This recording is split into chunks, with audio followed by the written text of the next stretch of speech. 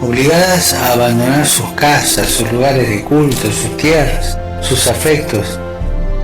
Son perseguidos y ejecutados por ser cristianos, sin que los persecutores hagan distinción entre las confesiones a las que pertenecen. Les hago una pregunta: ¿cuántos de ustedes rezan por los cristianos que son perseguidos? Anímense a hacerlo conmigo para que experimenten el apoyo de todas las iglesias y comunidades por medio de la oración y de la ayuda material.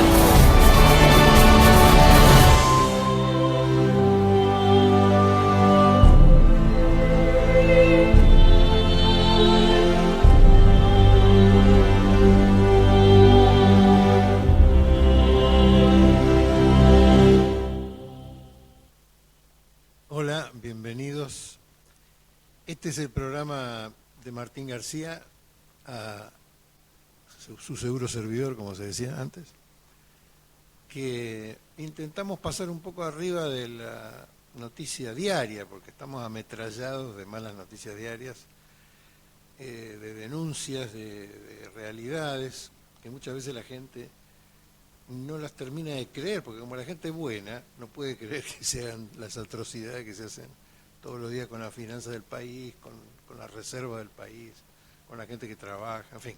Queremos saltear eso y hablar un poco más de temas más profundos, no porque esos no sean profundos, sino porque todas estas cuestiones que nosotros vemos diariamente y en estas etapas surgen de una cuestión central, más importante, a nivel mundial, que como decía Perón, no hay política sin política mundial, que ese es el punto de vista correcto para entender las cosas que pasan. Para eso quedamos a entrevistar a personas interesantes para nosotros, muy interesantes para ustedes seguramente. Estuvimos en el anterior programa con el filósofo Alejandro Romero y hoy he elegido a un autor de la ecodemocracia, un pensador, diseñador, que está más pensando en cómo resolver los problemas de Argentina y cómo arrimar a los problemas de la humanidad que en estas cuestiones del día a día. Así que bueno, bienvenido Walter Moore. Esa es la idea, hablar con personas como vos. Es muy interesante todo tu trabajo, los 14 libros que has escrito, que hemos ido siguiendo en estos años. Y ¿qué es lo que pasa en el mundo en este momento? En algún momento escribiste la Cuarta Guerra Mundial, ya te veías venir toda esta zaranda, pero ahora se ha ido clarificando, ¿no? Sobre todo con la interna de los Estados Unidos. Bueno, yo creo que lo que está quedando claro en el mundo es que es un imperio salvaje. Estados Unidos es muy salvaje. Hacen cosas que son inverosímiles, ¿no? Es decir, y al mismo tiempo tienen un aparato de difusión tan extraordinario que disimula y siguen pareciendo los buenos, ¿no? Es decir, pero en realidad no propone ninguna solución, y tanto es así que no tienen soluciones, que se le está cayendo el país. Es decir, Estados Unidos está en una crisis grave, a pesar de que no aparece. El hecho de que exista lo que era el cinturón industrial, lo hayan convertido en el cinturón del óxido, en la parte norte de Estados Unidos, en el noreste de Estados Unidos, habla de que están en decadencia, digamos. Estados Unidos es un país en decadencia. Sigue siendo la mayor fuerza armada del planeta, siguen siendo muy poderosos económicamente, pero están en decadencia. Por ejemplo, lo que pasa con el dólar. El dólar no solo es una moneda que respaldada por la riqueza de Estados Unidos, sino que además es una moneda que se usan otros, casi te diría sin ningún derecho. Es decir, ¿por qué yo tengo que vender el petróleo ruso a los chinos en dólares? Como pasaba hasta hace muy poco. Ahora, cuando empiezan a tomar conciencia de eso y a hacer que los chinos y los rusos intercambien su propia moneda para el petróleo, ya ahí la cosa le empieza a complicar a Estados Unidos. Porque el dólar es lo que se llama la moneda fiduciaria. Fiduciaria quiere decir de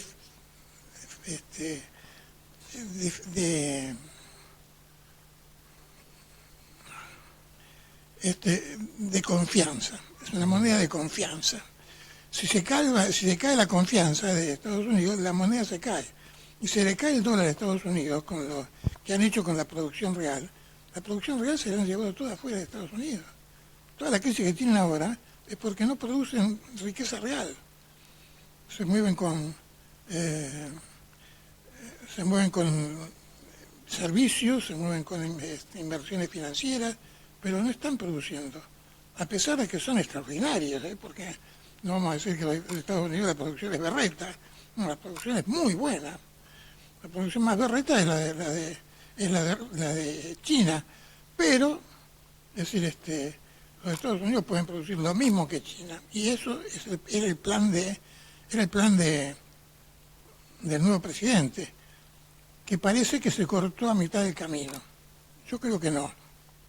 Hay otros que dicen que no, que todo esto que está haciendo Trump es nada más que un problema interna con lo que se llama el círculo de poder escondido, ¿no?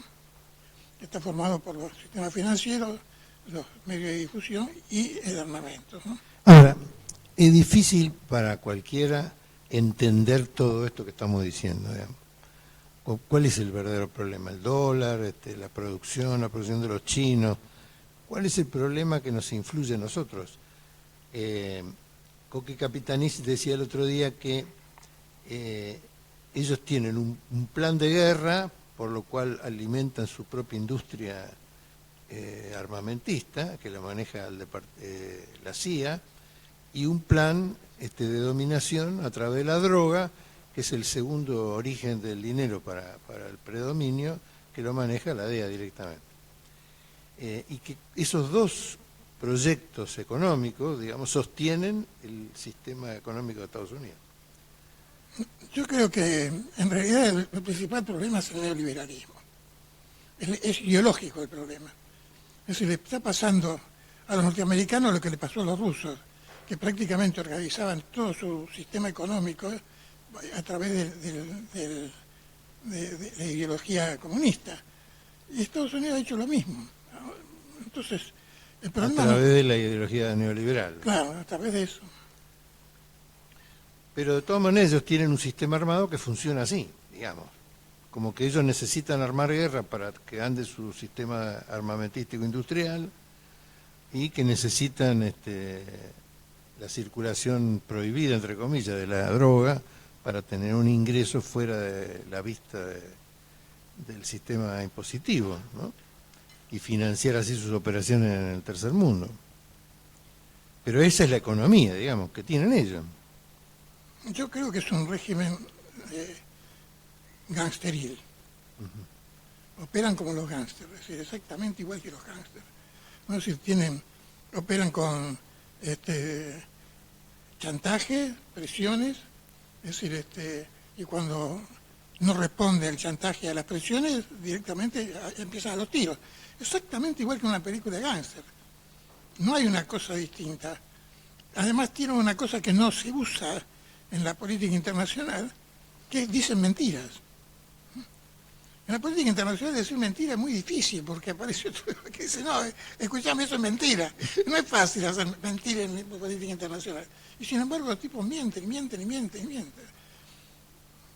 Se decían que los que hacían eso eran los nazis, pero en realidad los nazis solucionaron muchos problemas que ellos no pueden solucionar, ¿no?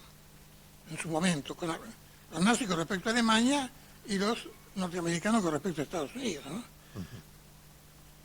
Pero no hablemos bien de los nazis, porque ya lo hemos condenado por otras cuestiones de lesa humanidad. Sí, eso está bien, eso es así. Pero, es decir, a pesar de ser matones pesados, los nazis pesados en serio, es decir, resolvieron el problema de la desocupación, cosa que Estados Unidos agravó notablemente la desocupación. agravó notablemente la falta de ingresos para la clase media.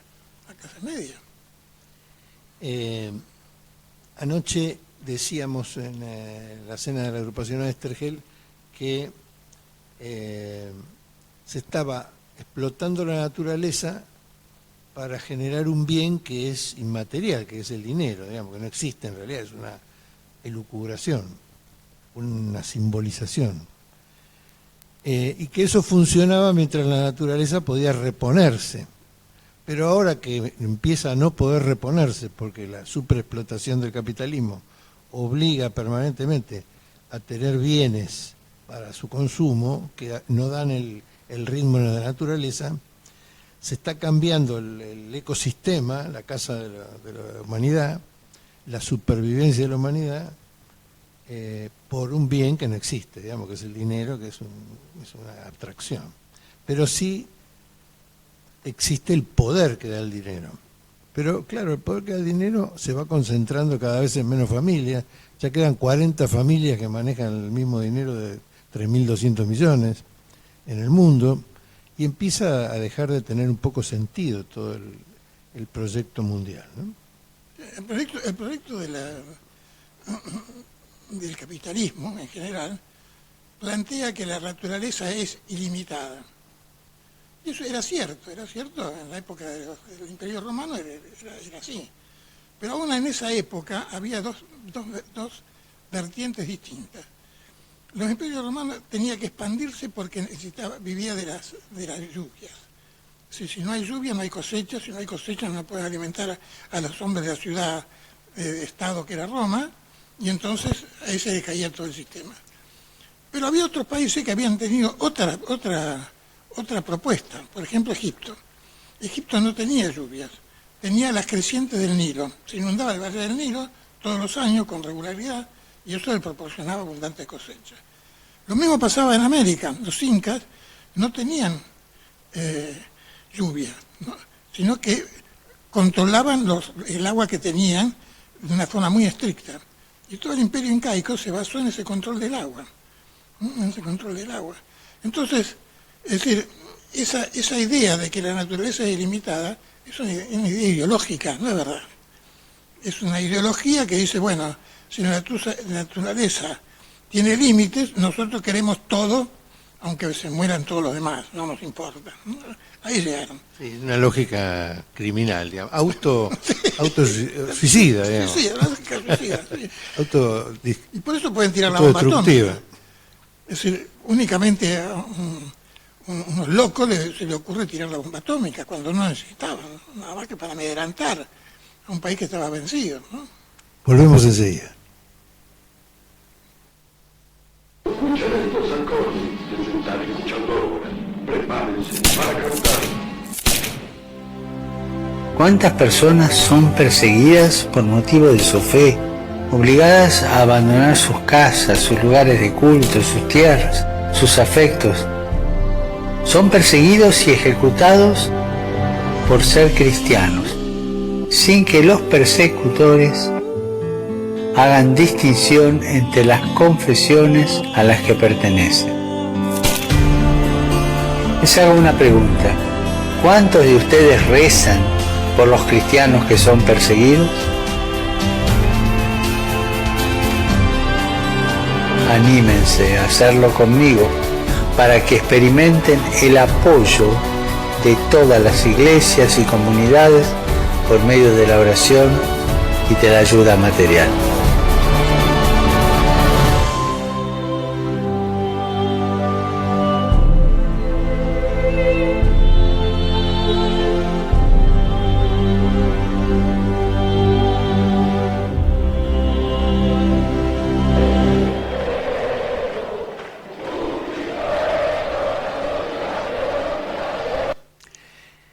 Bueno, seguimos con Walter Moore, estamos hablando de temas muy importantes, grosos, pero también hay temas que tienen que ver con el desarrollo argentino, porque también la pregunta de la gente es, bueno, pero ¿y qué podemos hacer nosotros frente a todo ese imperio y todo ese despliegue mundial de fuerzas económicas, financieras, guerreras, etcétera?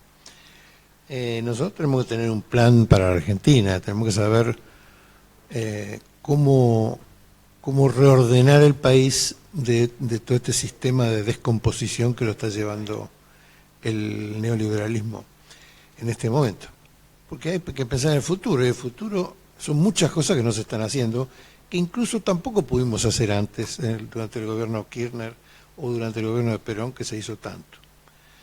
Es necesario profundizar. Por ejemplo, tenemos un tema clave que tiene que ver con la soberanía, con la ocupación de tierra, con el aprovechamiento de las riquezas que hay disponibles en la Argentina, además de la distribución, digamos, porque no tiene sentido que un país que pueda generar comida para 600 millones de personas tenga 40 millones de personas en el hambre. Es un delirio, una taradez.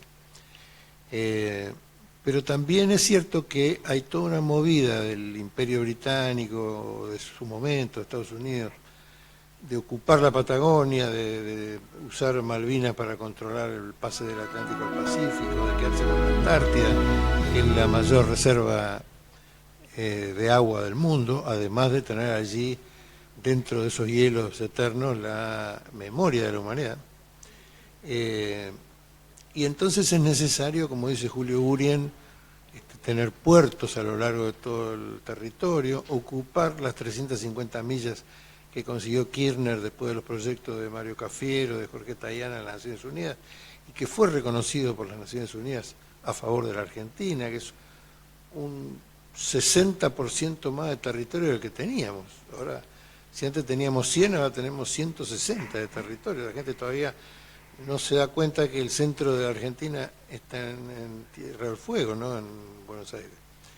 Que hay 3.000 kilómetros para arriba hasta Buenos Aires, que Buenos Aires tiene 3.000 kilómetros hasta La Quiaca, y Tierra del Fuego todavía tiene 3.000 kilómetros hasta la Antártida. Así que el país ha crecido muchísimo, aunque la gente en general no ha tomado conciencia de eso. Pero tenemos todo un territorio enorme, sin gente, y bueno, este es uno de los temas que ha planteado Walter Moore en sus trabajos. Contanos un poco. No, sí, la costa continental argentina, incluyendo a Tierra del Fuego, son 6.000 kilómetros. Y el mar que está enfrente representa las 2/3 partes de la soberanía argentina. Es decir, y nosotros no hacemos nada. La verdad es que no hacemos nada con todo eso. Entonces, eso es por un lado un tema. El otro tema que hay es la Patagonia. La Patagonia yo no la entendía bien hasta que entré en contacto con una vulcanóloga que me explicó que en realidad la tierra de la Patagonia es la misma que la de la Pampa húmeda. La diferencia que hay entre la tierra de la Patagonia y la de la Pampa húmeda es que la Pampa húmeda tiene más agua. Entonces, si irrigáramos la Patagonia, podríamos tener una Pampa húmeda extraordinaria. Así que no hay más que regar, porque cuando uno riega, es decir, crece arboleda, eso cambia todo el clima, porque entonces llueve, eso no hace falta regar. Es decir, eso se puede hacer. Hay máquinas hoy que te pueden plantar, qué sé yo, 10 hectáreas de árboles en un día, ¿no? Así que van poniendo las racitas, etcétera. Así que la Patagonia podría ser convertida en una especie de Amazonia de la zona fría. Y aparte de eso, si pensamos en la costa de la Patagonia, podríamos tener ahí una ciudad cada 100 kilómetros, digamos, 6.000 kilómetros son 60 ciudades. Es decir, 60 ciudades cada una que podría ser algo que tiene que ver con el mar. Desde la pesca hasta la crianza de peces, hasta el tema de las algas, hasta el tema de la energía mareomotriz. Es decir, hay montañas y los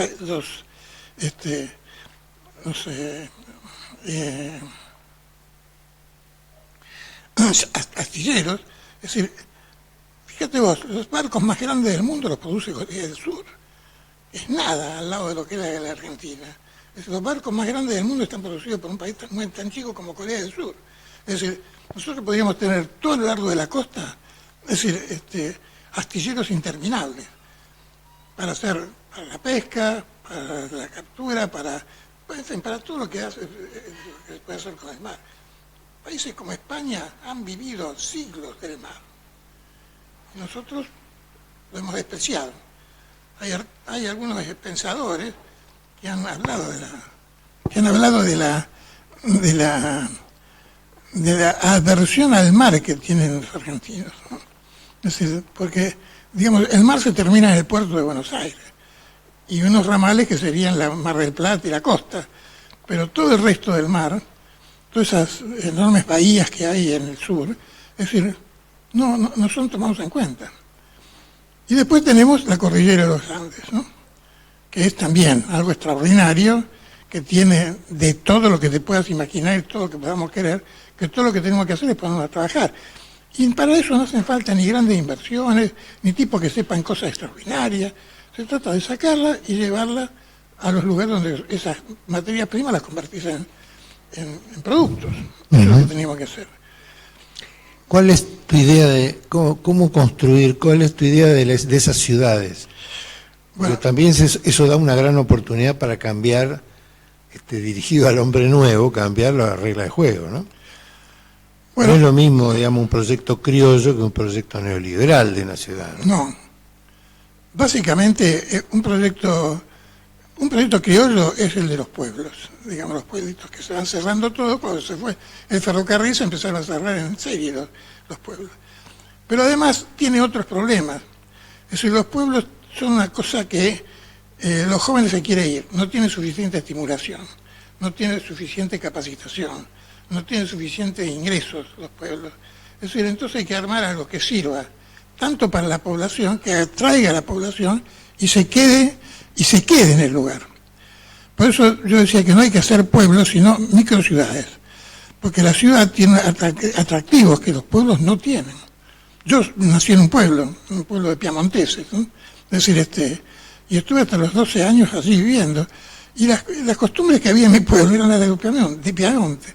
Parecía los Montesco y Capuleto, porque eso ocurre en Piamonte, ¿no? Es decir, entonces, era interesante eso. Ahora es nada, es una fábrica de cosechadoras y todo, o sea. Y esto de hacer ciudades, tiene que ser ciudades chicas. ¿Por qué ciudades chicas? Por el concepto de democracia. Es decir, acá le dicen democracia algo que no es ningún poder del pueblo. Toda la democracia se limita a una opción. Puedo optar por A o B, que los eligieron tipos y personas a las que no tenemos el menor acceso. La democracia es que yo sea el dueño del poder del pueblo. Y eso se puede hacer. En una microciudad de unos hasta 10.000 habitantes, prácticamente todos se conocen. A través de 2 personas yo llego a todos lugares. Si encima tenemos una organización política completamente rediseñada, como la que yo he armado, de 4 poderes rotativos, y no de... ¿Cómo serían esos 4 poderes? Bueno, por empezar, voy a empezar por uno, que es el poder educativo. El poder educativo sustituiría al poder judicial, porque uno no puede legislar sobre lo que, digamos, reprimir. Lo único que queda es reprimir. Al Poder Judicial todo lo que queda es reprimir. Es decir, bueno, esto que se sacó a esto, se lo pongo al otro. En cambio, vos lo que tenés que hacer es que eso sea una cuestión automática, algo moral. Eso es uno de los 4 poderes. El otro poder es el poder productivo, porque la riqueza es algo que no se genera sola, se produce, ¿no? Y la riqueza se produce cuando alguien está dispuesto a comprarte lo que vos producís. ¿Sí? Y para eso el poder productivo tiene muchos recursos, entre ellos los recursos financieros, etcétera, etcétera, que tienen que estar todos, recursos mercantiles, todos al servicio de la producción. Y no la producción al servicio del mercado o la producción al servicio de los bancos. El tercer poder es el poder político, el poder administrativo, que es el que organiza cómo funciona todo el sistema. Y el cuarto poder, espérate, se fue, el ejecutivo. No, ese es el ejecutivo, es este que yo te digo. El administrativo. El administrativo. Es decir, sí, no me acuerdo. Bueno. Se me fue. Pasa en las mejores familias. Pero bueno, es una nueva sociedad. Vos estás planteando también un nuevo tipo de propiedad. Bueno, básicamente lo que yo digo es que todo el capitalismo se basó en la propiedad, en la propiedad privada de la tierra. Lo que es en sí un disparate, porque la tierra es un bien preexistente. Es decir, nadie inventó la tierra. La tierra estaba ahí, vino alguien y se la quedó. Y después echó a todos los que quisieron venir a sacarlo a él, o lo sacaron a otro, ¿viste? Es decir, así que todo eso es algo que toda propiedad inmueble, no solamente la tierra, sino las construcciones generales y todo eso, sean propiedad de la comunidad. Entonces, ¿qué pasa?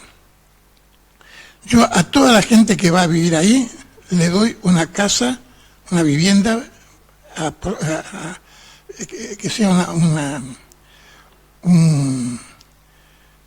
¿Como un alquiler o como una no, es propiedad mientras viva? ¿O cómo es? Eso es. Es una propiedad mientras viva él, sus hijos y sus nietos. Es decir, que es mucho más sólido que tener una escritura. Porque la escritura en cualquier momento la puedes convertir en... Yo he vivido en Cuba y he visto que ahí prácticamente la propiedad casi no existe. Porque no puedes vender tu casa, no la puedes cambiar. Hay algunas películas que hablan de cómo hacer para cambiar la casa y es un incordio, porque vos para cambiar tu casa de 4 habitaciones tenés que encontrar otros 2 que quieran 2 habitaciones, ¿viste? Bueno, pero en definitiva lo interesante es la idea de la propiedad como un hecho social, un hecho para la familia y no un bien de cambio. Sí. De cambio. Bueno, podríamos hablar 10 programas más, así que te agradecemos por ahora el que hayas venido, que hayamos compartido este programa de hoy y bueno, mostrarle un poco a la gente tus ideas y todo lo que has trabajado en este sentido. Bueno, muchas gracias. Gracias a vos. Esa era la idea, ¿eh? Hasta la próxima, gracias. Ideas y todo lo que has trabajado en este.